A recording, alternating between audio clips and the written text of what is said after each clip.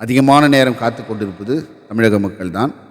இந்த நேரத்தில் திடீர்னு அதாவது உலகத்துக்கே தெரியும் பாஜக இந்த தடவை வாக்கு மக்கள் ஓட்டளிப்பதற்கு எந்த ஒரு காரணங்களும் கிடையாது.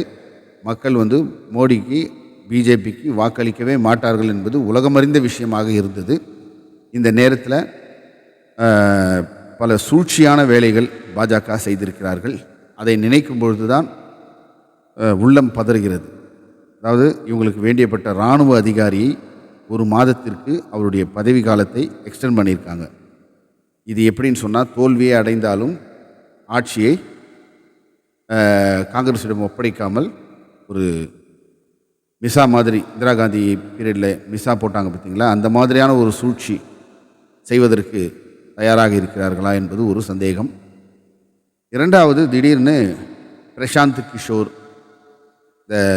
அந்த எலெக்ஷனுக்கெல்லாம் ஒரு மீடியேட்டர் இருப்பார்ல, எலெக்ஷனில் நான் ஜெயிச்சு கொடுக்குறேன் அப்படின்னு சொல்லி டேட்டாலாம் வச்சுன்னு எலெக்ஷன் புரோக்கர், மக்களுக்கும் எப்படி சாமிக்கும் நம்மளுக்கும் நடுவில் ஒரு புரோக்கர் இருப்பாங்கள்ல, பூசாரி, அந்த மாதிரி இவர் எலெக்ஷன் புரோக்கர். ஒரு நேரம் மோடிக்கிட்ட போவார், ஒரு நேரம் காங்கிரஸ் கிட்ட வருவார். அந்த மாதிரி இப்போ நடுவில் கூட காங்கிரஸில் ஒரு நல்ல போஸ்டிங் கொடுங்க, நான் செட்டில் ஆயிடுறேன்ற மாதிரிலாம் கேட்டார். அந்த மாதிரிலாம் காங்கிரஸில் அவர் அலோவ் பண்ணலை. அப்புறம் நான் ஜெயிக்க வச்சு கொடுக்குறேன், கூட சேர்ந்து ஒர்க் பண்ணுறேன்னெலாம் கேட்டார். அதெல்லாம் தேவையில்லை. ஆல்ரெடி எல்லா மேதைகளையும் எல்லா அறிவாளிகளையும் உருவாக்கியது காங்கிரஸ் தான். காங்கிரஸில் ஏற்கனவே நிறைய மேதாவிகள் இருக்காங்க. மேதாவிகளுக்கு பஞ்சம் ஒன்றும் கிடையாது, கிளம்புன்னு சொல்லிட்டாங்க. அந்த அதிருப்தியில் இருந்தார். இப்போ திடீர்னு என்னடானா அவர் ஒரு பேட்டி கொடுக்குறாரு, பாஜக தான் வரும், 350 இடங்கள், 320 இடங்கள், 350 இடங்கள் பிஜேபி ஜெயிக்கும், காங்கிரஸ் 50க்கு மேலே வராது, இப்படியெல்லாம் அவர் பேட்டி கொடுக்குறாரு. அது எந்த லாஜிக்கில் அவர் கொடுக்குறாருன்றதெல்லாம் அவரு கேட்டாலே தெரியாது. இப்போது இன்றைக்கி பாஜக வெற்றி பெறும் அப்படின்னு சொல்கிற கோடி மீடியாக்களாக இருக்கட்டும், மற்ற பாஜகவினர் சொல்கிறோம், லாஜிக் தெரியாது. இப்போது நம்ம கருத்து கணிப்பு அப்படின்னு சொல்லும்போது மக்களுடைய மனநிலை, அவங்க ஆட்சி செஞ்ச லட்சணம், இதனால் மக்கள் எப்படி பயன்பெற்றிருக்காங்களா இல்லையா, இது ஒரு நல்ல ஆட்சியா, இப்படியெல்லாம் பார்த்து இவங்க அதை வச்சு தான் ஒரு கருத்து கணிப்பு சொல்லுவோம். அப்படி தான் இருந்தது. ஆனால் இப்போ இவர்கள் திடீர்னு சம்மந்தமே இல்லாமல் அந்த கோடி மீடியான்னு சொல்லுவாங்க தெரியுங்களா, அது டைம்ஸ் நவ், இந்தியா டுடே, இந்த மாதிரி எல்லாமே மோடி பிஜேபி 360, 370, 350 இப்படி ஜெயிக்குன்ற மாதிரி நேற்று கருத்து கணிப்பு சொல்லியிருக்கிறாங்க. இதை காங்கிரஸ் பெருசாக சட்டம் பண்ணிக்கவே இல்லை. 1ஆம் தேதி அடுத்த ஸ்டெப்பு என்ன செய்யலாம், எப்படி ஆட்சி அமைக்க போகிறோம், என்னென்ன திட்டங்கள் வகுக்கலாம், இதை பற்றி 1ஆம் தேதி மீட்டிங் போட்டு கார்கே, மல்லிகார்ஜுன கார்கே தலைமையில் அவங்க இதை பற்றி சட்டை பண்ணாமல் செஞ்சிட்ருக்காங்க. அடுத்த கட்ட வேலைகளில் இறங்கியிருக்காங்க. ஆனால் மக்கள், இந்திய மக்கள் மோடி வரவே கூடாது, பிஜேபி வரவே கூடாது என்று தெளிவாக செயல்பட்டு கொண்டிருந்த மக்கள் மத்தியில் இப்போ ஒரு பெரிய அச்சம், நான் உள்பட எல்லாருக்குமே ஒரு அச்சம் நிலவுகிறது. எல்லாருமே என்ன சொல்லியிருந்தாங்கன்னா, இவிஎம் இருக்கிற வரைக்கும் ஒன்றும் பண்ண முடியாது, பிஜேபியை அவங்க கையில் கொடுத்தாச்சு, 2014 அவங்க அந்த இடத்த விட மாட்டாங்க, திருப்பி கொடுக்கவே மாட்டாங்க. ஏன்னா அது மக்கள் செல்வாக்கு வச்சுக்கிட்டுலாம் கிடையாது, இவிஎம் இருக்கிற வரைக்கும் அவங்கள ஜெயிக்க முடியாது அப்படின்ற மாதிரி பல பேர், பல கோடி பேர் சொல்லிட்டாங்கன்னு வச்சிங்களேன். இப்போது 2019 எப்படி இவர்கள் எண்ணிக்கையே சொன்னாங்க, தேர்தலுக்கு முன்னால் 304, 303 வரும் பாரு அப்படின்னு பாஜகவை சேர்ந்த சாதாரண ஆட்கள் கூட சொன்னாங்க. நான் சீரியஸாக எடுத்துக்கல, அப்படி இல்லைப்பா அப்படிப்பா இப்படி இது நம்ம ஆர்குமெண்ட்லாம் பண்ணியிருந்தோம். ஆனால் எதுவுமே செல்ஃப் எடுக்கலைன்றது ஒரு பக்கம் இருந்தாலும் அதே 304 வந்தது, 303 இடங்கள் பாஜக தனிப்பெரும்பான்மையோட வெற்றி பெற்றது. அப்போது இப்போ அதே மாதிரியான ஒரு இவ்வளவு நாள் டல்லாக இருந்தாங்க. இவ்வளவு நாள் ஒரு கட்டம் தேர்தல் நடக்கும்பொழுதும் அவங்களுக்கு மரண அடி, அடி மேலே அடி, இன்டெலிஜென்ட் பியூரோலேருந்து ப்ரெஸ்லேருந்து எல்லாருமே சொல்கிறாங்க, மரண பிஜேபி வரும் வாய்ப்பே கிடையாது அப்படின்றது மோடிக்கே தெரியும். முகம் டல்லாயிடுச்சு. அமித்ஷா அவருடைய ஆஃபீஸ் எரிக்கப்பட்டது, ஆவணங்கள்லாம் எரிச்சாச்சு. அப்புறம் நிறைய விஷயங்கள் மாற்றத்தை நோக்கி சென்று கொண்டிருந்தது, எல்லாமே போயிட்டு இருந்தது. இவங்க மோடியாக இருக்கட்டும், அவர் அமித்ஷாவாக இருக்கட்டும், பார்த்திங்கன்னா ஒரு இங்கே தமிழ்நாட்டில் எலெக்ஷன் முடியும்போது தமிழ்னா எனக்கு ரொம்ப பிடிக்கும், தமிழ் நான் கற்றுக்கலை, எனக்கு ரொம்ப ஆசையாக இருக்குது, நான் ஒரு தமிழனா பிறந்திருக்கணும் அப்படின்லாம் பேசினார்.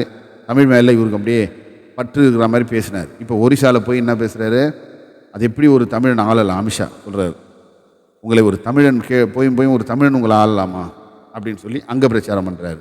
அதுக்கப்புறம் என்ன பண்ணுற, இதெல்லாம் வந்து பயத்தின் வெளிப்பாடு தான். அமித்ஷாவுக்கு எலெக்ஷனில் இப்போ நான் தான் ஜெயிக்க போகிறேன்னு சொன்னால் கால் மேலே கால் போட்டுன்னு ஜெயிப்போம். இந்த வரலாறு நம்ம பார்த்தோம். எம்ஜிஆர் எப்படி ஹாஸ்பிட்டலில் இருந்துக்கினே பிரச்சாரத்துக்கே போகாமல் வெற்றி பெற்றார்ல, அதெல்லாம் தான் ஒரு ஆண்மை. இவர் அமித்ஷா என்ன பண்ணுறாருன்னா, அவ்வளோ பெரிய ஹோம் மினிஸ்டராக இருந்தவர், இந்த அளவுக்கு இவ்வளோ சீட்டு வந்து ஜெயிக்க போகிறவர், அது உண்மையாக இருந்திருந்தால் 7 பேரை வாபஸ் வாங்க வச்சுருக்காங்க. சரிங்களா? ஆல்ரெடி வந்து ஹரியானா எங்கே சத்தீஸ்கர் இல்லையா, ஆமாம், ஒரு இடத்துல வந்து எல்லாரையுமே வாபஸ் வாங்க வச்சு ஒரு ஃபஸ்ட் எம்பி ஜெயிச்சதாக அறிவிச்சு அது கோர்ட்டில் இருக்குது. சரிங்களா? இவரும் இதை 7 பேரை வாபஸ் வாங்க வச்சுக்கிறார்.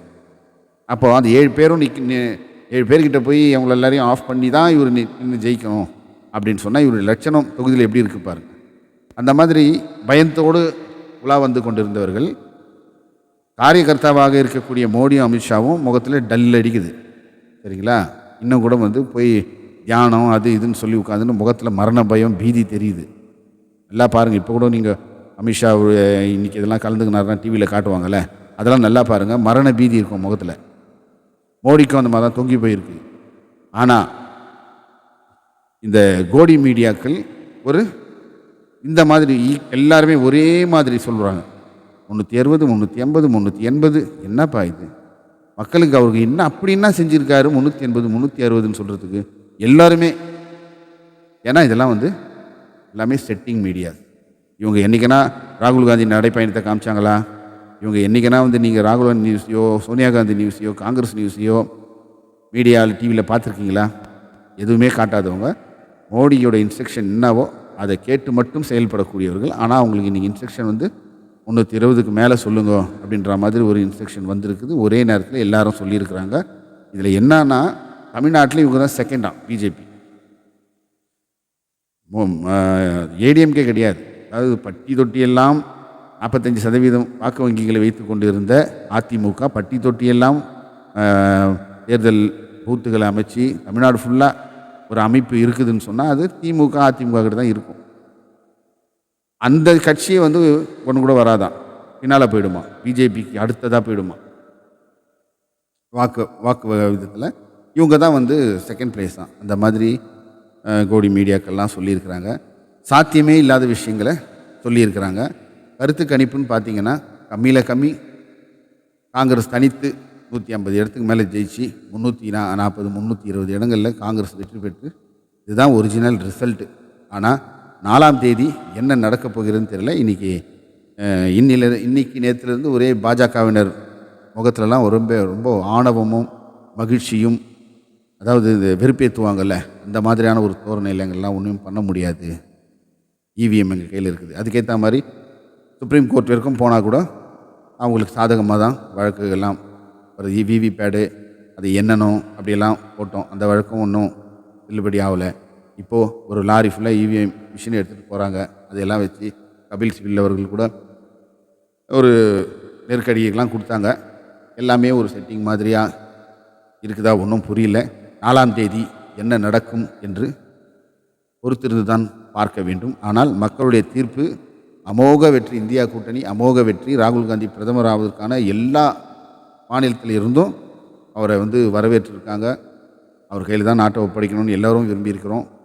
குழந்தையிலிருந்து பெரியவர்கள் வரை ஜாதி மதம் இனம் வேறுபாடு இல்லாமல் ராகுல் காந்தி தான் பிரைம் மினிஸ்டர் ஆக வேண்டும் என்பதில் தெளிவாக இந்தியர்கள் நம்ம எல்லாம் இருந்திருக்கிறோம். ஆனால் இந்த இவிஎம் மிஷின் என்ன சொல்ல போகுது, இதையும் தாண்டி இவ்வளோ, ஏன்னா இராணுவ அதிகாரியும் இது பண்ணி வச்சுருக்கிறாங்க, ஒரு மாதம் எக்ஸ்டெண்ட் பண்ணி வச்சுருக்காங்க. அந்த மாதிரி பண்ணவே மாட்டாங்க. இது பண்ணுறாங்கன்னா அதில் ஒரு சதி இருக்குது. ஒரு வேலை தோற்றாலும் அவர்கள் அதிகாரத்தை விட்டு போகாதபடிக்கு ஏதாவது ஒரு பெரிய கலவரங்களை உண்டு பண்ணுவாங்க. மோகன் பகவத்ன்றவர் அவரு என்ன சொல்லியிருக்கிறாரு, மிலிட்ரி வரத்துக்கு கூட லேட் ஆகும். எப்படி மிலிட்ரி வரத்துக்கு கூட லேட் ஆகிடும், ஆனால் சொன்னால் ஆர்எஸ்எஸ் வந்து இறங்கிடும், உடனே வந்து இறங்கி இந்தியா ஃபுல்லாக என்ன செய்யணுமோ அதை செய்வோம் அப்படின்ற மாதிரி சொல்லியிருக்கு. அதுக்கு என்ன அர்த்தம், ஆட்சியும் கிடையாது, எலெக்ஷன் கிடையாது, எதுவும் கிடையாது, ஓடுங்க எல்லாரும், அப்படின்னு சொல்லி அந்த ஆர்எஸ்எஸ் சித்தாந்தத்தை வைத்துக்கொண்டு ஆர்எஸ்எஸ் சித்தாந்தத்தை மக்களிடையே திணித்து ஒரு மிகப்பெரிய ஒரு என்ன சொல்லலாம்னா சதி திட்டங்களை நிறைவேற்ற தயாராக இருக்கிறார்களோ என்ற அச்சம் நிலவுகிறது. 4ஆம் தேதி எப்படிப்பட்ட தேர்தல் முடிவுகள் வரும் என்பது மக்கள் உங்களுக்கு நல்லா தெரிய போகுது. ஏன்னா கரெக்டாக எங்கெங்கெல்லாம் நிறுத்த போகிறாங்க, எங்கெங்கெல்லாம் ரிசல்ட்டை சொல்லாமல் வச்சிருந்து திடீர்னு அனௌன்ஸ் பண்ண போகிறாங்க. என்ன தில்லுமுல்லாம் பண்ண முடியுமோ அவ்வளோ தில்லுமுல்லுங்களையும் நார்த் சைடில் பண்ண போகிறாங்க, சவுத்தில் பண்ண மாட்டாங்க. இங்கெல்லாம் வந்து நம்ம எப்படி கருத்து கணிப்பு எப்படி சொல்கிறோமோ அந்த மாதிரி எல்லாமே வந்துடும். ஆனால் நார்த் சைடில் மத்திய பிரதேஷ், யூபி, பீகார் இங்கெல்லாம் அவங்க டார்கெட்டு. இங்கெல்லாம் அவங்க என்னெல்லாம் பண்ணியிருக்க போகிறாங்க, பண்ணி வச்சுருக்கிறாங்க, பண்ண போகிறாங்கன்றது எதுவுமே புரியல. அதிலையும் வந்து அமித்ஷா குறிப்பாக என்ன சொல்லியிருக்காரு, 4ஆம் தேதி மதியத்துக்கு மேலே ராகுல் காந்தி இவிஎம் மோசடி பண்ணிட்டாங்கன்ட்டு எங்கள் மேலே பேட்டி கொடுத்துன்னு பாருங்க, நாங்கள் ஆட்சி அமைப்போம், அவர் இந்த மாதிரி பேட்டி கொடுத்துருப்பாரு கிண்டலாக சொல்லியிருக்கிறார்.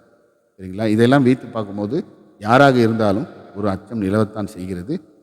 140 கோடி மக்களும் இன்று வேதனையில் தான் இருக்கிறார்கள். என்னடா இது, நம்ம எப்படி மோடியை அகற்றிவிட்டு ராகுல் காந்தியை பிரைம் மினிஸ்டர் ஆக்க வேண்டும்னு முயற்சி செஞ்சோமோ அதெல்லாம் எங்கே தோல்வி அடைஞ்சிடுமோ, என்ன செய்ய போகிறாங்களோன்ற ஒரு பீதியோடு இருக்கின்றோம்.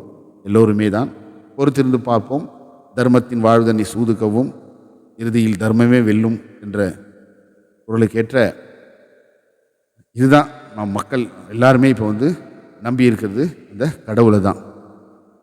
கடவுள் அவருக்கு மீறின எந்த கடவுள்லாம் கிடையாது. அவங்கவுங்க வழிபடுற அந்த கடவுளுக்கு மீறின ஒரு சக்தி கிடையாது.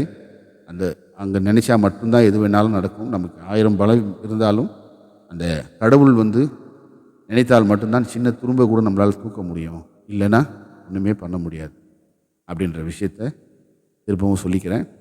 எல்லாத்துக்கும் மேலே ஒரு சக்தின்னு ஒன்று இருக்குல்ல, கடவுள்னு ஒன்று இருக்குல்ல, அவருக்கு உண்மையிலேயே சக்தின்னு இருந்ததுன்னா இவர்கள் செய்யக்கூடிய மோசடிகள் எல்லாம் ஃபெயிலியர் ஆகி உண்மையான ரிசல்ட் வெளியே வந்து ராகுல் காந்தி அமோகமான வெற்றி பெறுவார் என்ற நம்பிக்கையோடு விடைபெறுகிறேன். நன்றி, வணக்கம்.